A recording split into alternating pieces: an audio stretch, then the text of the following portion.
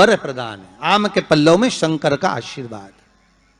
11 आम के जो पत्ते जिस डाली में लगे होते हैं, वो डाली कोमल सी डाली, 11 टुकड़े महाराज एक कच्चे सूत से लपेटकर 11 बार उसका भाग, जब उसको लपेट लोगे इस तरह से इकट्ठा करके, आगे का जो भाग है 11 बार कच्चा सूत लपेटने के बाद जो भाग पीछे का आगे का कोई भी हो, उसको शहद में डुबाकर शिव जी को समर्पित कर दो। किस जगह पर रखना है?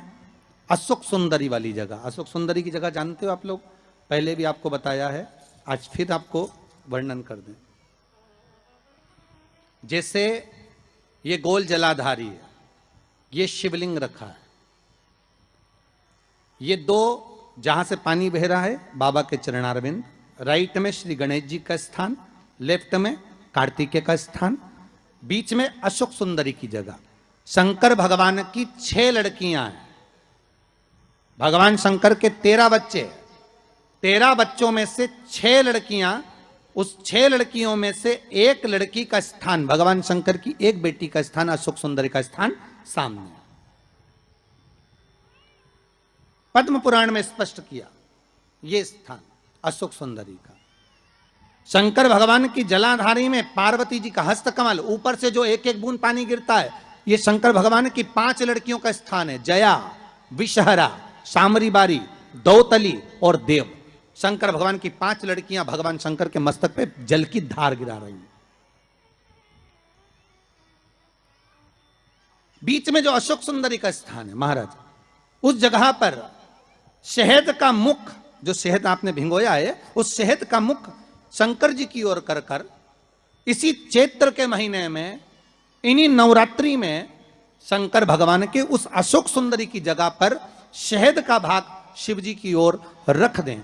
महाराज अगर घर में संपदा की कमी हो या कोई पैसा खा गया हो, रुपया नहीं दे रहा हो, पैसा अटक गया हो, तो उस शहद को शिव जी की ओर मुख कर कर उस आम के पल्लव की जो डंडी है उसको 11 डंडी को वहां रख दीजिए और उससे अपनी कामना कर कर आ जाइए। हो सके उस शहद में से थोड़ा सा शहद किसी रुमाल पर, किसी कपड़े में लगाकर उसको रख लीजिए। जिस व्यक्ति से पैसे लेना है, जिस व्यक्ति से पैसे मांग रहे हो, उससे एक बार जाकर मिल लीजिए, एक बार उसको खबर कर दीजिए। बाबा चाहेगा भोलेनाथ तो नवरात्रि में ही पैसा वापिस आ जाएगा, अगर शिव कृपा कर दे। ये बाबा की करुणा। आम का पल्लव कोई साधारण नहीं जिसको कलश के ऊपर रखा जाता है, शिव की कृपा। जिस आम के पेड़ पर स्वयं कामदेव चढ़कर भगवान शंकर के तीसरे नेत्र द्वारा जलकर भस्म हो जाते हैं, वो आम का पेड़ साधारण नहीं हो सकता।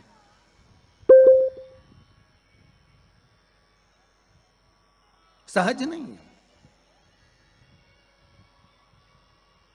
और वैसे भी शिव शिव है। घर में ज्यादा रोग हो, बीमारी हो, ज्यादा तकलीफें आ रही हो, कष्ट बढ़ रहा हो, बीमारियां बढ़ रही हो, या भय लग रहा हो, डर लग रहा हो, हृदय चित्त में कहीं ना कहीं आपको भय का भान हो रहा हो, तो 1 लोटा पानी, 1 कलश में जल भर कर रख लीजिए और रात भर उसको रखे रहने दो। नवरात्रि चल रहा है, उस कलश को रात भर रखकर सुबह सुबह उस कलश में एक बेलपत्र डालकर उस जल को नीम के पेड़ के नीचे, जहां चैत्री नवरात्रि में नीम के पेड़ के नीचे सारी विद्याएं, आद्य शक्तियां, सारी देवी उस नीम के पेड़ के नीचे विराजमान रहती हैं। उस कलश में 1 बेलपत्र डालकर रात भर रखकर उस जल को पूरे घर में घुमाकर उस नीम के पेड़ के नीचे समर्पित कर दीजिए। महाराज घर में भय लगना बंद हो जाएगा, कोई बड़ी बीमारी आपको घेरेगी नहीं और उस बीमारी से, उस रोग से आप मुक्त रहेंगे।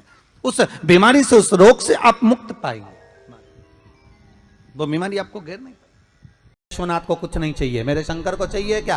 अगर आपके जीवन में ऐसा लगे कि बहुत बड़ी बीमारी आ गई और आपके घर का व्यक्ति वेंटिलेटर पर पड़ा हुआ है, तो शमी के वृक्ष के फूल ले आओ 7, और शमी के वृक्ष के 7 फूल लाकर एक एक फूल शंकर भगवान को श्री शिवाय नमस्तुभ्यम कहकर उस व्यक्ति के लिए जो पड़ा हुआ है, अंतिम सांसें गिन रहा है, जिसको अटैक आ गया, अंतिम सांसों में जो गिन रहा है, उसके नाम से भगवान शंकर पर चढ़ाना प्रारंभ कर दो। मात्र 7 पुष्प, उस शमी के वृक्ष के 7 पुष्प आप शिव को समर्पित करिए, उसका नाम और गोत्र बोलकर, और भगवान शंकर का मूल मंत्र श्री शिवाय, जम के बोलिए श्री शिवाय नमस्तुभ्यम बोलकर एक एक शमी का फूल शंकर पर चढ़ाना प्रारंभ कर दो। फिर आगे वो विश्वनाथ की मर्जी है, वो प्राण कैसे लेकर वापस आता है, उस काल से छुड़ाकर महाकाल कैसे लाता है, ये वो जाने। आपका फर्ज केवल आप अदा करिए।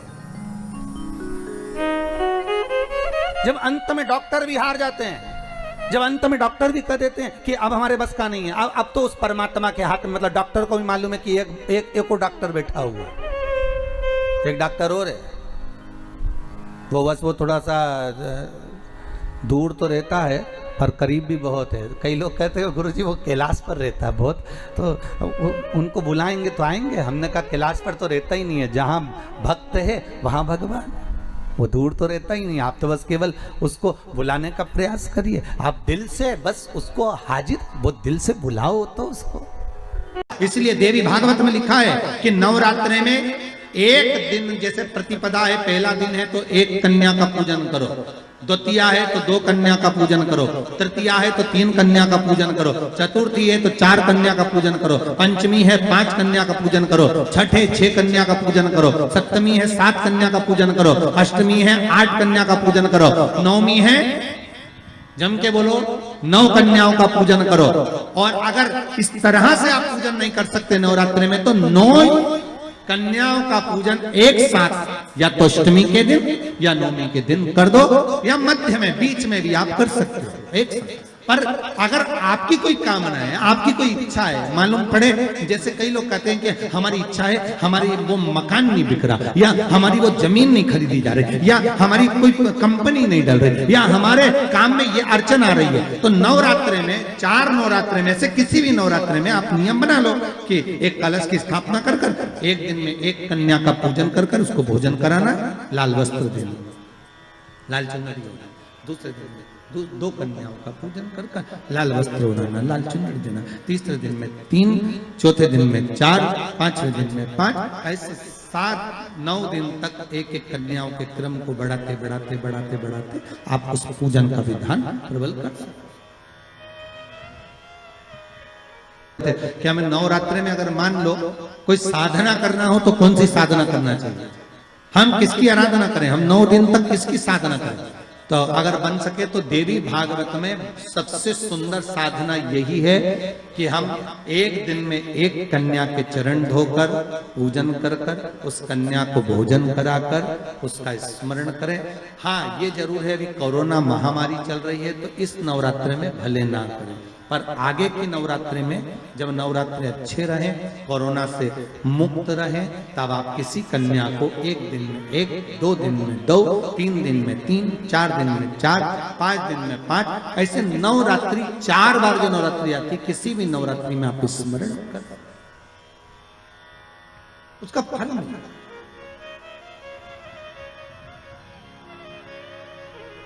उसका फल होगा।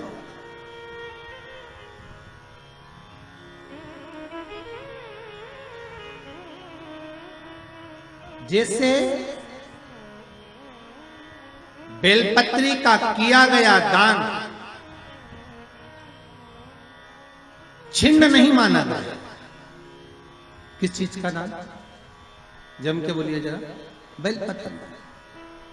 बेलपत्री का किया गया दान छिन्न दान नहीं है, समाप्ति नहीं होती। बेलपत्री अगर आपने कोई आपसे कहा जी तुम्हारे यहाँ बेलपत्री लगी है, जरा 8-10 दे दोगी क्या? बिल्कुल। और उससे कहो बेलपत्र तू मत तोड़, हम तोड़ कर देते, और अपने हाथ से बेलपत्र निकाल कर उसको दो दान। ये छिन्न दान नहीं है, ये समाप्त नहीं होता। ये बेलपत्र का दान अविरल दान बढ़ता है।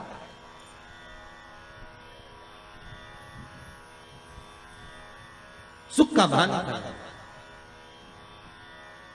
ये छिन्न होने वाला नहीं। अभी प्रिय है पुष्प में आक का पुष्प, जो आंकड़े का पुष्प होता है शंकर को बड़ा प्रिय है। और दूसरे नंबर पर शंकर को प्रिय है शमी का पुष्प, बहुत ध्यान देना महाराज। तीसरे नंबर पर शंकर को प्रिय है महाराज सरसों का पुष्प। सरसों होती है ना, जो राई अपन बोते हैं, सरसों बोते हैं, उसमें पीले कलर का जो पुष्प लगता है। हमारा तो निवेदन रहता है जब तक सरसों आए तो प्रयास करा करो कि सरसों के 108 पुष्प शंकर भगवान पर चढ़ाना प्रारंभ कर दो। महाराज ये पक्का है कि वर्ष भर कोई बड़ी बीमारी आपको घेर नहीं सकती अगर सरसों के फूल शिव को चढ़ रहे हैं तो।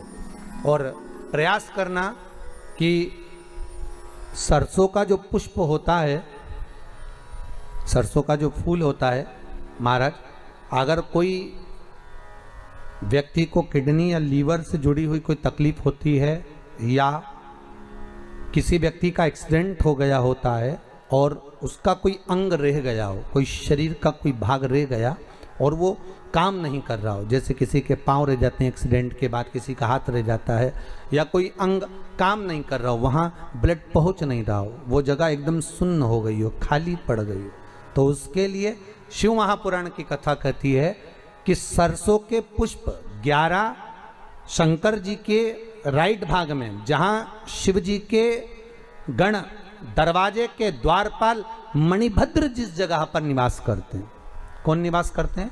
मणिभद्र। शंकर जी के दरवाजे के द्वारपाल हैं मणिभद्र जी। तो मणिभद्र दरवाजे के द्वारपाल में राइट भाग में मणिभद्र जी विराजते हैं। मतलब राइट भाग कौन सा हुआ? जब आप मंदिर से बाहर निकलेंगे तो राइट भाग, मंदिर में प्रवेश करेंगे जब राइट नहीं होना चाहिए, आप मंदिर से जब जाएं तो राइट भाग। मतलब आप मंदिर से राइट से जाएंगे तो शंकर जी का भी राइट हो जाएगा, क्योंकि शिव जी ऐसे बैठे हैं तो शंकर जी का भी राइट हो गया, देवता उनका भी राइट हो गया, तो राइट भाग सीधा हाथ मणिभद्र जी का स्थान। 11 सरसों के पुष्प मणिभद्र के उस द्वार पर आप रख दीजिए और मणिभद्र के द्वार पर रखकर अंदर जाकर 108 वापिस जब आप बाहर निकल रहे हैं, ये पुष्प आप रखने के बाद एक बार बाहर जाएंगे, फिर वापिस आएंगे मणिभद्र के रखने के बाद, और अंदर जाकर 108 सरसों के पुष्प शंकर को समर्पित करेंगे महाराज। उस सरसों के पुष्प जो शिव जी को आप समर्पित कर रहे हैं उसको वापिस लेकर आएंगे, श्री शिवाय नमस्तुभ्यम बोलकर उस सरसों के पुष्प को महाराज सरसों के तेल की बोतल में उसको डाल लीजिए। शंकर भगवान को किसी भी प्रदोष में, शाम के समय प्रदोष काल में उस तेल को वापस ले जाकर चढ़ा दीजिए शिव जी को, उसको वापस लेकर आ जाइए। उस तेल का प्रयोग आप नाभि में डालिए और जो शरीर काम नहीं कर रहा उस स्थान पर कम से कम 15 दिन 20 दिन तक उसकी मालिश करना प्रारंभ करिए। बाबा चाहेगा तो चलाने का प्रयास कर देगा और वो अंग, वो शरीर काम करने लगेगा। मणिभद्र का स्मरण, श्री शिवाय नमस्तुभ्यम, सब बोलिए एक बार जमकर, श्री, अरे पहले बोल दिया, हमारे साथ तो बोलो, श्री शिवाय नमस्तुभ्यम। भगवान शिव के मंत्र का स्मरण कर कर करते सरसों का जो पुष्प है उसमें आनंद की अनुभूति है, आनंद के मंत्र।